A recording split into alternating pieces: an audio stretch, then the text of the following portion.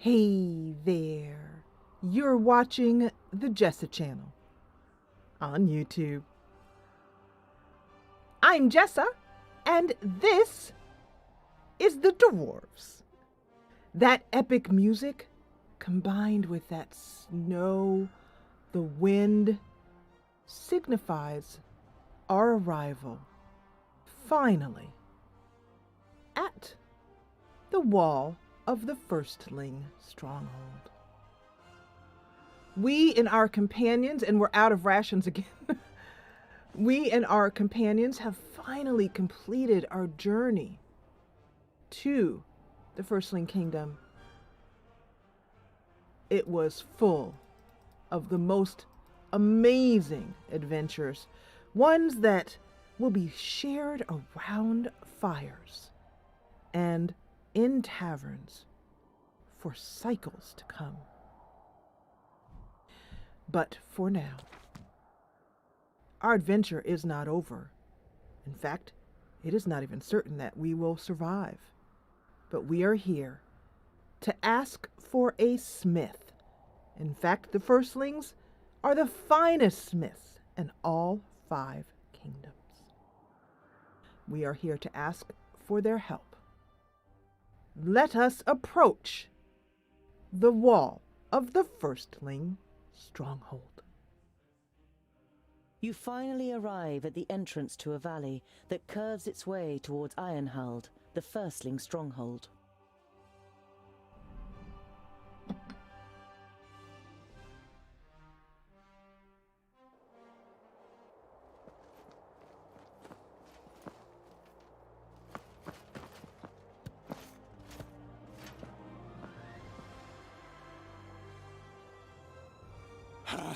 By Vracus, we've done it! Get down! Up there!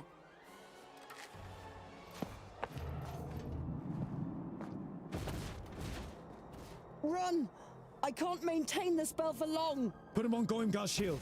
To the gate. Quick!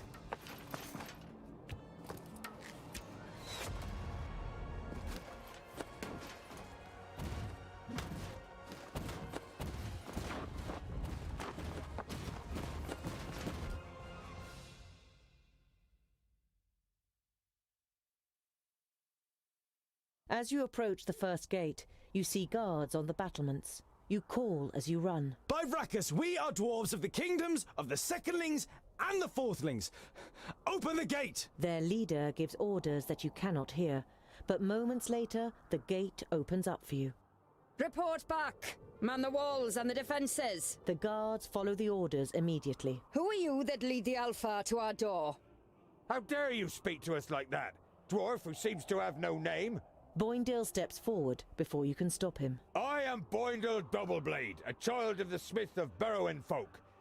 And that is my brother Boindal, who needs a healer immediately.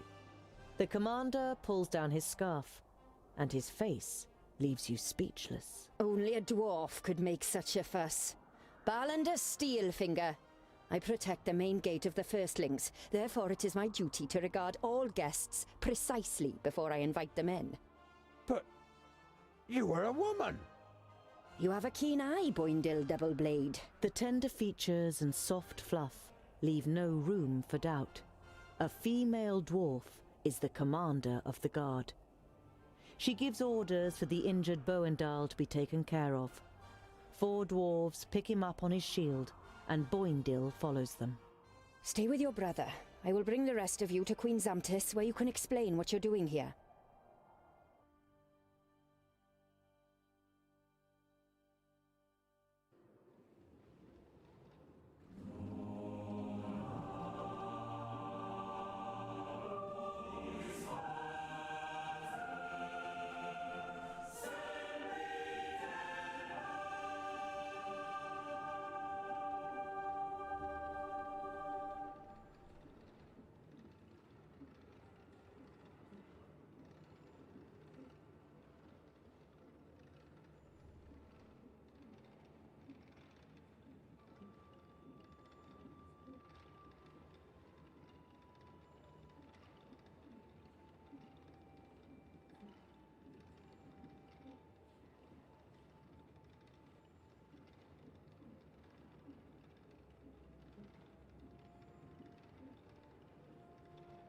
Come closer, and be welcome to the kingdom of the firstlings.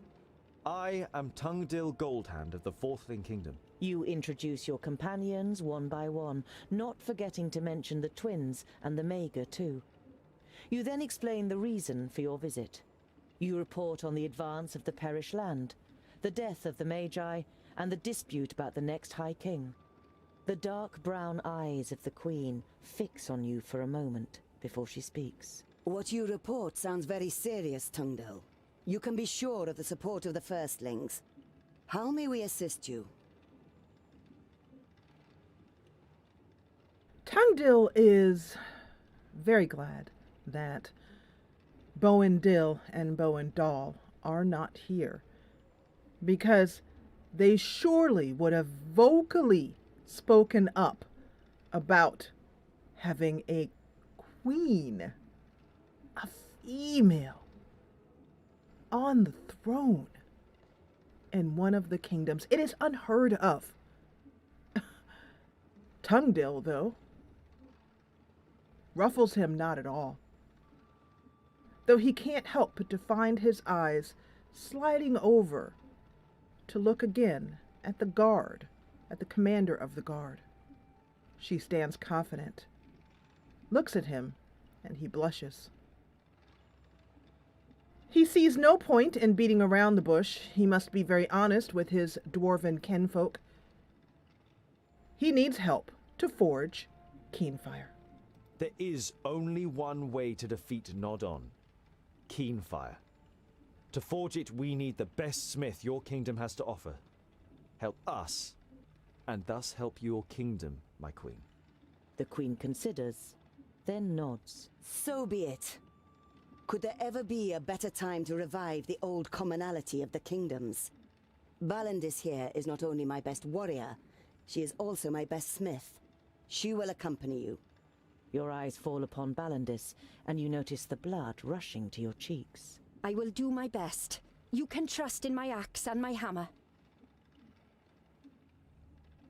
Tungdil tries to hide his blush and nods to her, lowering his face to the ground before raising it again, and I shouldn't say, that sounds like he literally put his face on the ground, but he gives a slow nod to her, attempting to try and hide the blush in his cheeks before drawing his eyes, it's difficult, but drawing his eyes back to the Queen. I thank you, my Queen. We are headed to the Fiftlings in the Grey Range.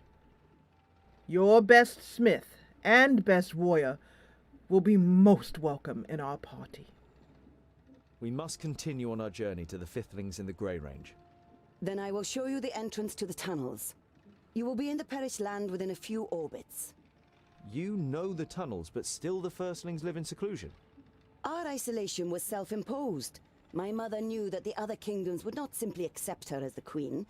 She wanted to give them time to get used to it. Tungdil does consider, hearing all the things that he has heard from the twins, that that was a very wise choice. He says, but now it is the time for us to come together. Obviously, and he looks around at the splendor and majesty around him, you are a most able queen. Could you, if you would, send a delegation to the Secondlings? The dwarves must stand together. They must know how capable you are, how beautiful your kingdom is. We cannot stand apart and defeat Nod-On. We must come together. Your Highness, in the name of the Council of the Kingdoms, I request that you send a delegation to the Blue Range to take part in the discussions.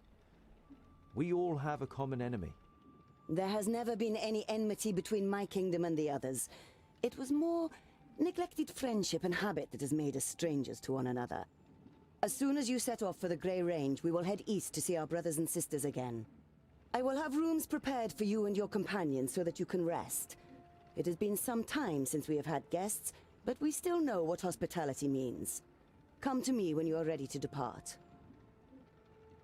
Thank you, Your Majesty.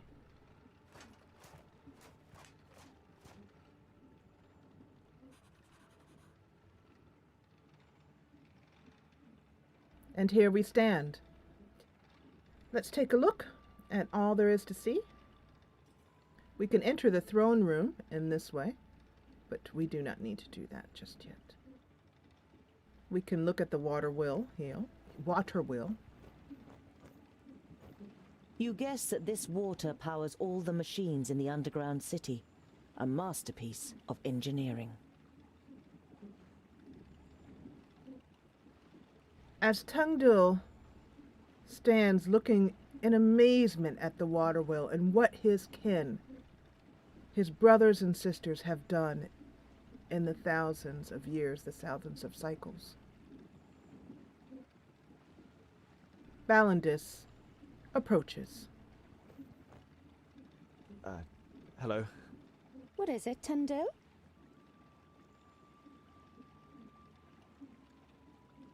He says, what is it like living with the firstlings? His words trip over his suddenly heavy tongue. What is it like living with the firstlings? I haven't seen much yet, but many things seem to be different to life with the secondlings in Ogre's Death. I can't make any real comparisons either. I grew up here and have never left our kingdom. I can hardly wait to see the halls of the Fifthlings. They were the best smiths before we took on the mantle. Don't expect too much. Their halls have been in the hands of the enemy for over 1,000 cycles. I read that the orcs avoid the stronghold, as if there were a curse on it.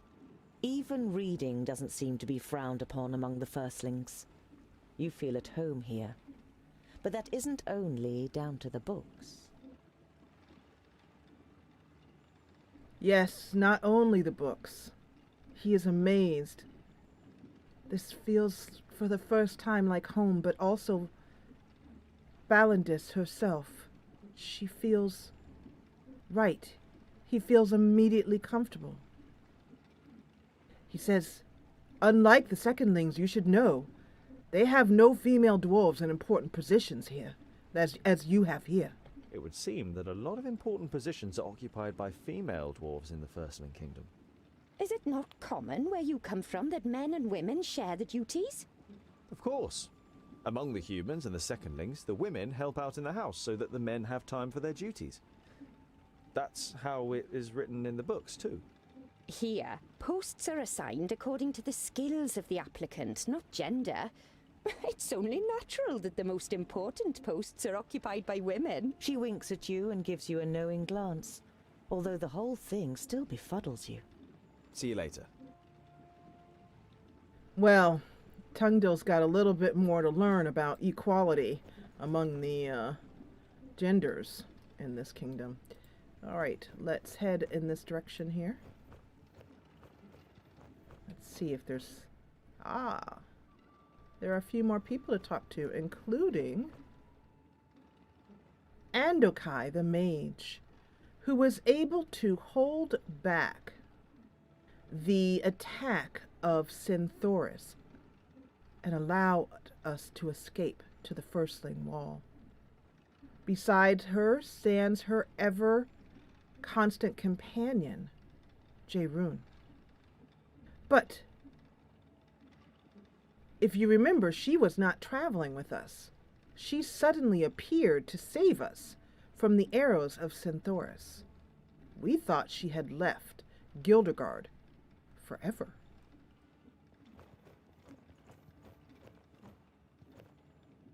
Ah, Tungdil.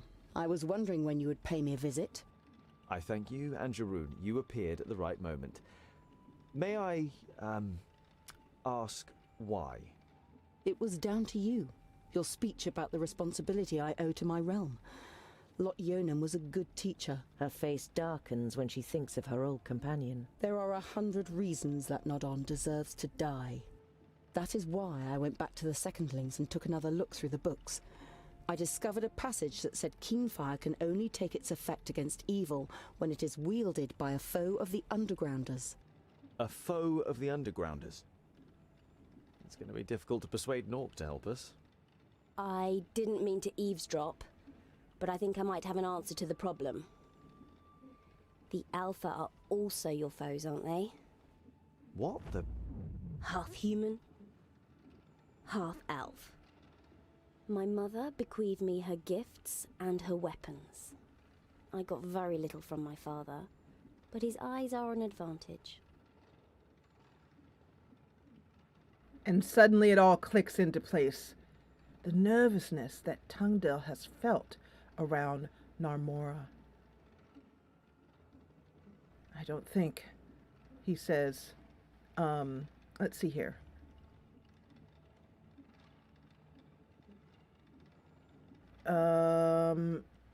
Yeah, so Geralda is the dwarf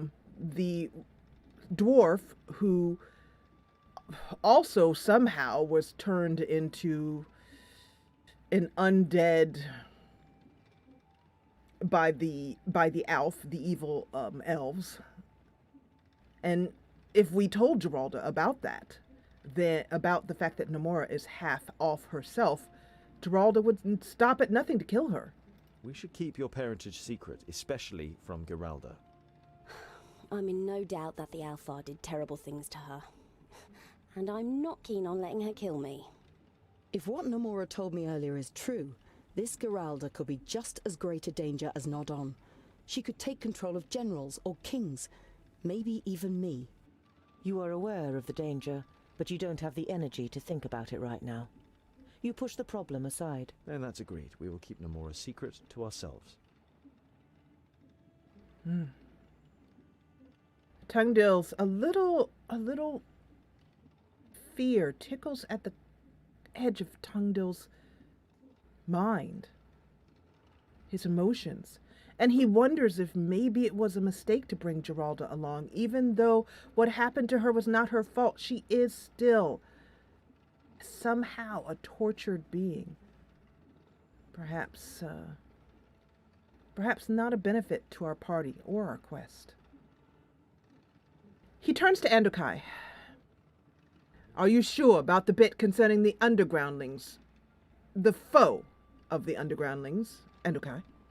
And you're sure that only a foe of the undergrounders can use Keenfire? Anyone can use it like a normal axe, but only a foe of the undergrounders can command its magical powers.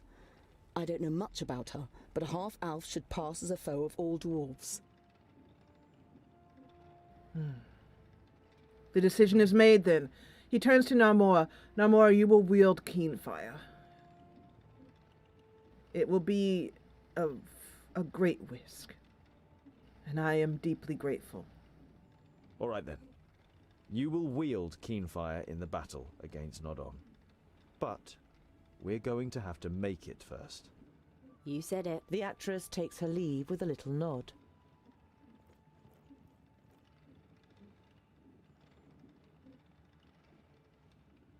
Tungdil points at Jeroen, the incredibly tall knight, whatever he is, no one has ever seen under his mask, is obviously injured. How is he? How are things with Jeroen? Could you help him? He's doing well. He should be back to full strength after some rest. You still don't know what kind of being is hidden under the armor, but the Mager's powers seem to have done a good job. The firstlings have offered to improve his armor, and when one of the best smiths in Girdlegard offers something like that, you should definitely take them up on it. Tungdil nods, and then notices the exhaustion, the bags under her eyes, as if she's traveled for several days without sleep. What about your magical powers? You look exhausted. How are you and your powers? You look a little exhausted. I won't lie to you. It has already been too long since I was in a place where I can draw new strength. My power is trickling away like water from a leaky pipe. Is that perhaps a way to weaken Nodon? No, I wouldn't count on that. Even if we could keep him away from the magical realms, the being that lives within him has given him unknown powers.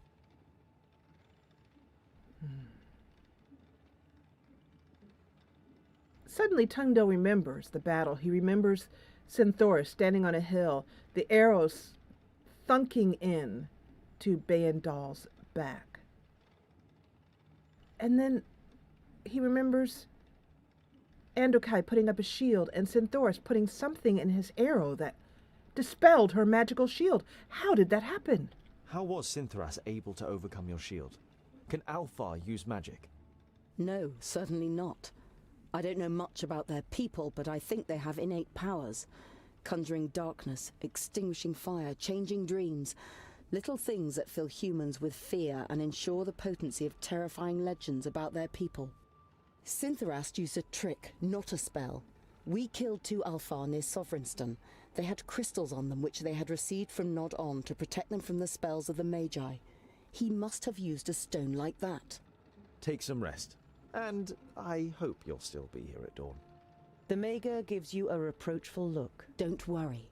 We'll stand by you until this expedition has reached its destination. It feels good having the Mager and her companion at your side again.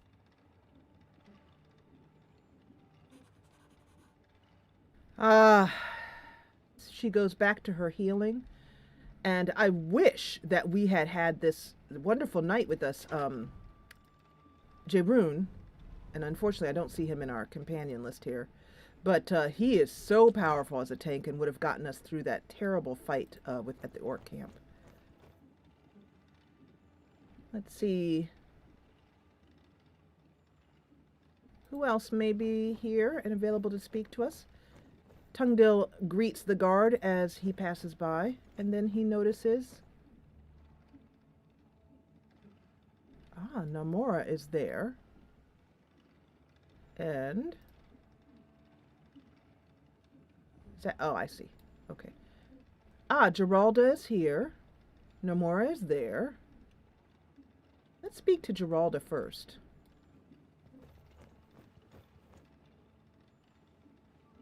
Geralda, as I said, was a dwarf who was captured by the Alfar and changed somehow.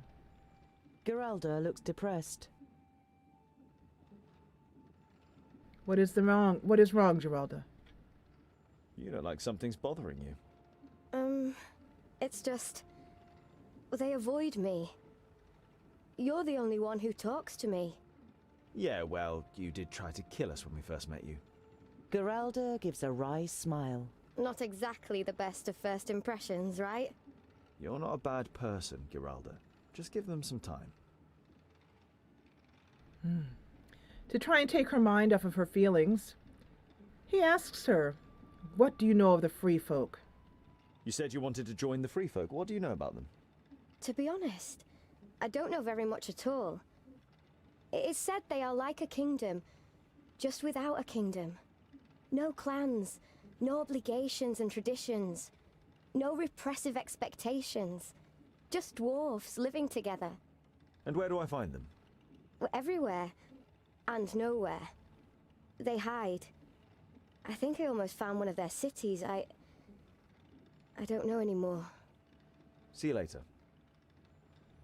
So the Free Folk are dwarves who, as she said, live without a clan. They live free in the world, and they're often dwarves who have been exiled for one reason or another, or chosen to leave their kingdoms to join the Free Folk.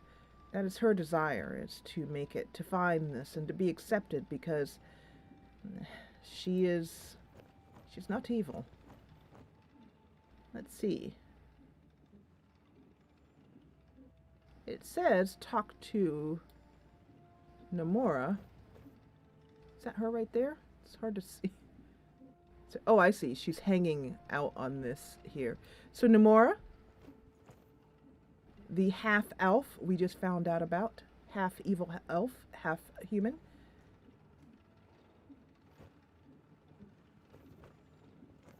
Namora, may I speak with you?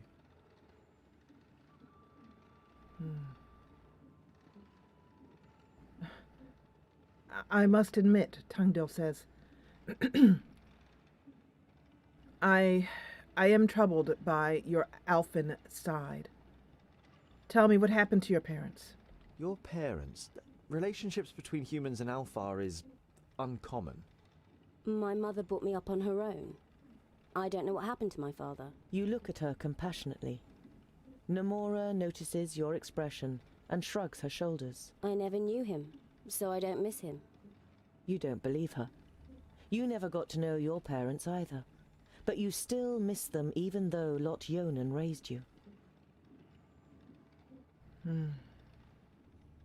Tungdil has spent many a night, particularly as a child, trying to imagine what his parents' faces may have looked like, though he never saw them.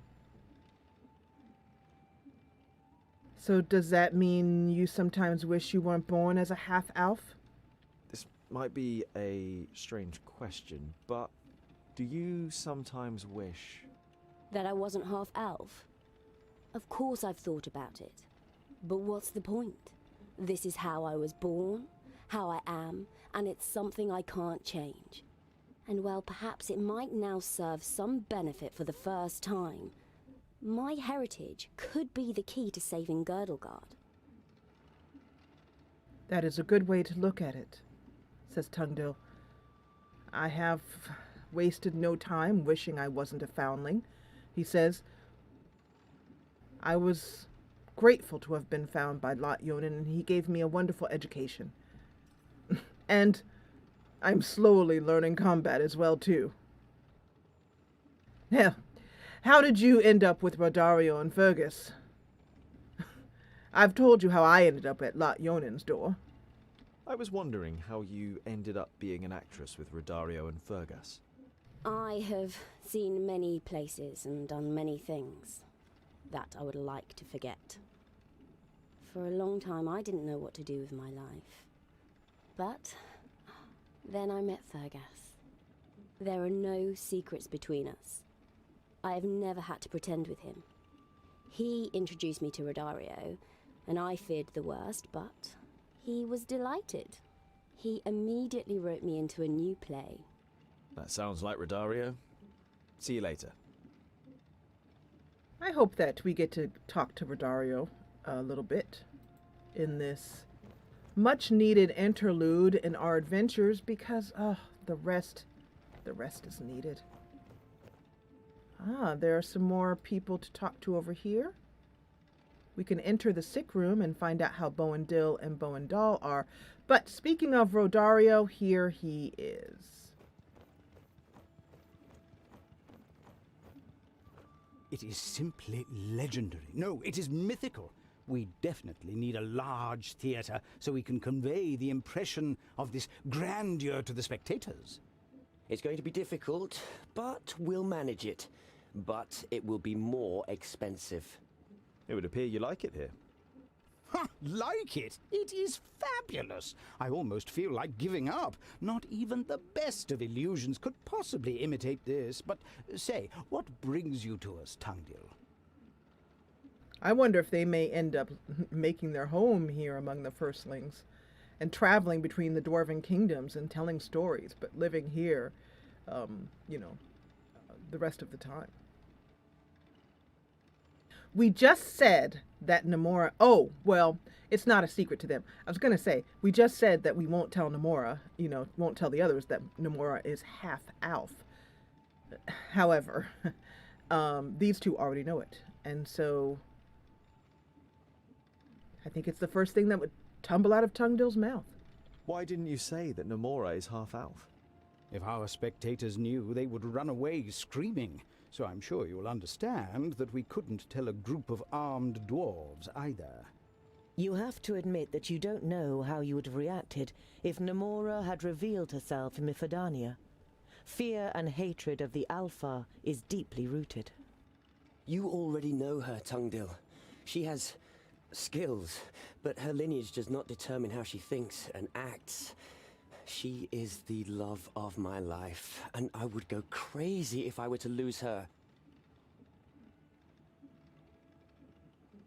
Tungdil understands this. He's different too. And he has been accepted. He doesn't know his lineage. He believes he is maybe a fourthling, but he doesn't know for sure. And he would hate to be judged just because he is a foundling, discovered on Lot Yonan's doorstep as a babe. I see you guys are talking about your play. How is it going? And how is your new play coming along? Good, very good. the band of adventurers who set off to defeat Nodon, aided by the Queen of the Dwarves from the Kingdom of the Firstlings. It's going to be a real challenge to present this story in all its greatness. Do you already have a title? I haven't decided for sure yet, but at the moment I'm thinking along the lines of the heroic dwarves and their loyal companions who opposed Nodon despite all the challenges to destroy him and save Girdlegard. That is quite a title. I think it will pull in the audiences, says Tungdil grandly.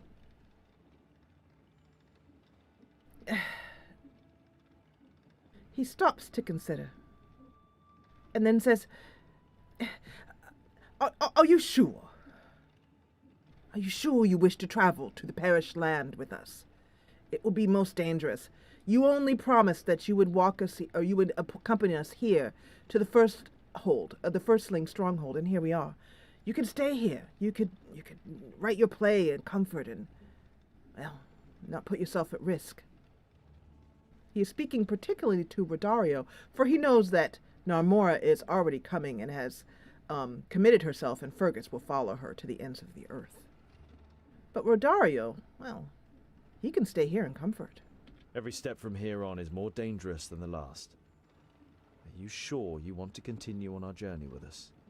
Of course. Every story needs an end. What kind of play would it be without a third act? There is no way I'm going to let Namora ride into battle on her own. I will be there to assist her. I must go. Rest now. Rest? Haven't you seen? There are machines that keep the whole city alive. I must take a look.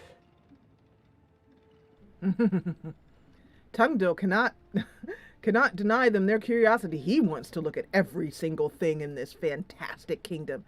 And though he feels it is somewhat a bit of treachery to his brothers, he also, to his other dwarven kingdoms, the fourthlings, whose kingdom he hasn't seen yet, and the secondlings, whose kingdom he has seen, he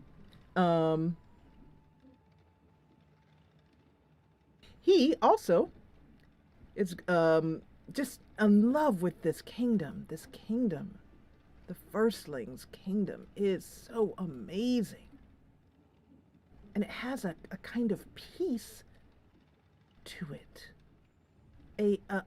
The peace of people who know who they are, who believe in themselves, and who are not afraid to grow and change beyond old, stale traditions.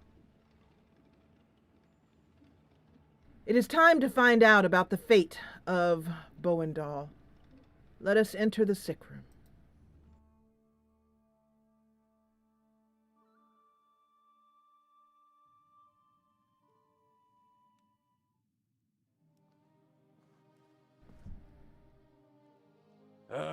Tungdil.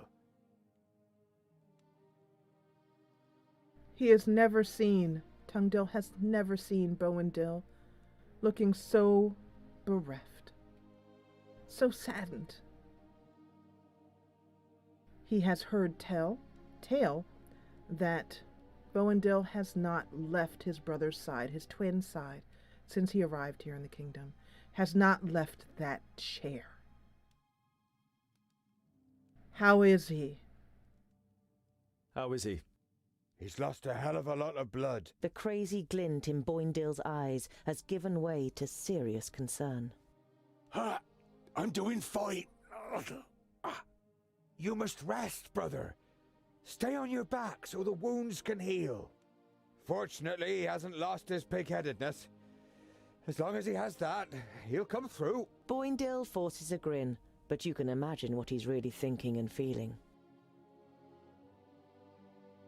But Andukai, she has healing powers, wasn't she? I thought Andukai was going to look after him. Didn't her magic help? We don't want her help. Magic is no use. And we certainly don't want anything to do with Samerson. You know there is no point arguing with the twins about magic. There is too much of a fine line between conviction and stubbornness. Boendal would rather die than be healed by the Maga. Tungdil shakes his head, disappointed. but trying to respect them. And he says, you know this means that if you will not accept her help, the help of the Maga, then we must go on without him. It is obvious he cannot travel. Boindel, you must see that. We'll have to go on without him. He won't manage more than 100 paces without dropping down dead the state he's in. No! I'll manage, Scholar. Just give me 2 orbits, then I'll be fine. It's just a scratch. Boendal tries to stand up, but he doesn't have the strength. You shake your head. Stay here and recover, Boendal. We'll meet you again in time for the big battle against Nodon. You have done your bit. But where one of us is, the other is too. It is the greatest deed that has ever been carried out by our people. Oh. It would seem you are right, Scholar.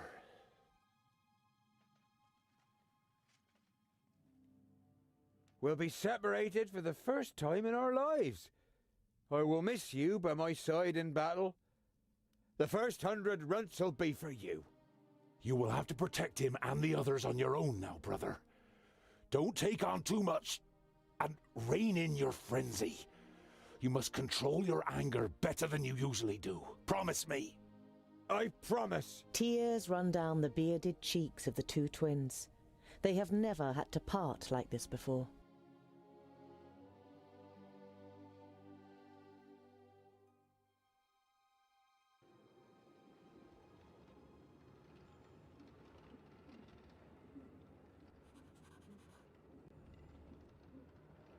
The twins were born together, and they always felt that they would die together in battle. But they must now be parted. When we leave this place, Boendil will no longer be in our party.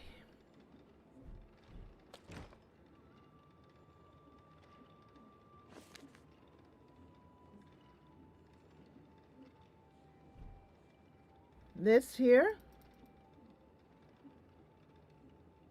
we have finished the quest, New Friends, with Namora revealing herself as being a half-elf. Queen Zamtis is going to send an army to the Secondlings to support them.